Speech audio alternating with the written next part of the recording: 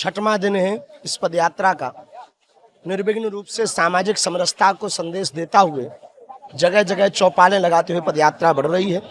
आज सराय खटोला में वंशकार परिवार जो वाद्य यंत्र के द्वारा मंगल काजों में बैंड बाजा आदि की सेवा करते हैं, उनके साथ बैठकर, साधु संतों के साथ बैठकर सड़क पर भोज किया, सामाजिक समरसता का संदेश, हिंदू एकता का संदेश दिया।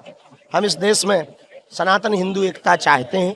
सनातनियों में हम भेदभाव, छुआछूत मुक्त चाहते हैं। कुछ विरोधी ताकतें इस कार्य को, इस मिशन को रोकने के लिए तरह तरह के षड्यंत्र कर रही हैं, तरह तरह के उपद्रव कर रही हैं। हमको यही जवाब देना चाहेंगे, जो भी इस पदयात्रा का विरोध कर रहा या फिर हिंदुओं को डराने के लिए तरह तरह के षड्यंत्र कर रहा, हम एक बात कह दें, हम न रुकेंगे न डरेंगे। यदि आज भारतीय एक नहीं हुआ, 150 करोड़ लोगों की 150 किलोमीटर की ये पदयात्रा है, यदि सभी एक नहीं हुए तो जो बम धमाका दिल्ली में हुआ है, ऐसा भारत के हर गली कोने में होता दिखाई देगा। इसी के लिए आवश्यकता है एकता की, यूनिटी की।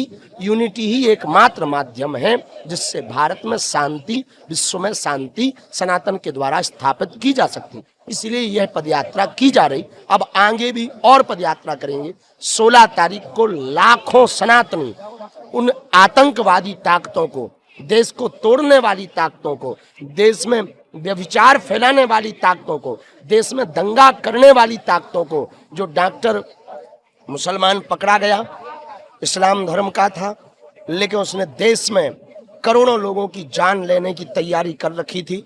हम भारत की इंटेलिजेंट ब्यूरो, भारत की पूरी खुफिया तंत्र को धन्यवाद दे रहे कि उन्होंने वो जो RDX पकड़ा, उससे कई शहर तबाह हो जाते, उससे बचा लिया। पर जो दिल्ली में वाली घटना हुई, निश्चित रूप से वो नहीं होनी चाहिए।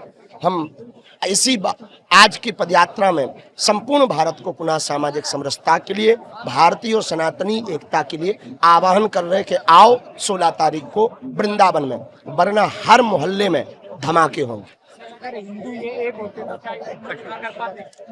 यदि भारत हिंदू राष्ट्र होता, सनातनी एक होता, तो पहली बात तो इस प्रकार की गतिविधियों में संलिप्त ही नहीं होते, क्योंकि विचार परिवर्तन की ही हिंदू एकता है। हिंदू एकता का मतलब है, हिंदू मात्र एक ऐसी परंपरा है जो वसुधैव कुटुंबकम, अहिंसा परमो धर्म पर भरोसा करती है। हिंदू एक होगा तो किसी की प्राण लेने की बात विचार भी नहीं करेगा। इसलिए सनातन हिंदू एकता जब जितने भी पकड़े गए सभी मुस्लिम हैं। यही इस देश का और विश्व का दुर्भाग्य है कि यही क्यों आतंकवादी होते हैं। कहीं ना कहीं इनकी शिक्षा नीति गड़बड़ है।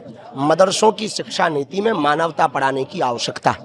सर, जैसे कि मैं सबसे लास्ट तक आपके साथ याद कर रहा हूँ, लेकिन कई बार सोशल मीडिया पे दिखाई जाती है कि भगड़ हो गई, पब्लिक बेकाबू, ऐसा हुआ नहीं? अब तक हमें खबर नहीं मिली। अफवाहों से बचें। हम ANI के माध्यम से सभी न्यूज एजेंसियों से प्रार्थना करना चाहेंगे, इस सूचना को जन जन तक पहुंचाएं।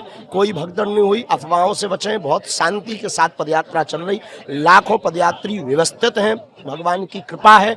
आगे और लाखों की मात्रा में 16 तारीख को जनसंघ बागेश्वर धाम का परिवार पूरा ब्रजधाम वृंदावन पहुंच रहा है।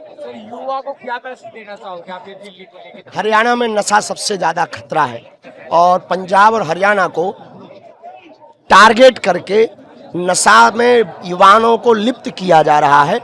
भविष्य में, कालांतर में नशा के लिए भी कोई एक क्रांति की जाएगी।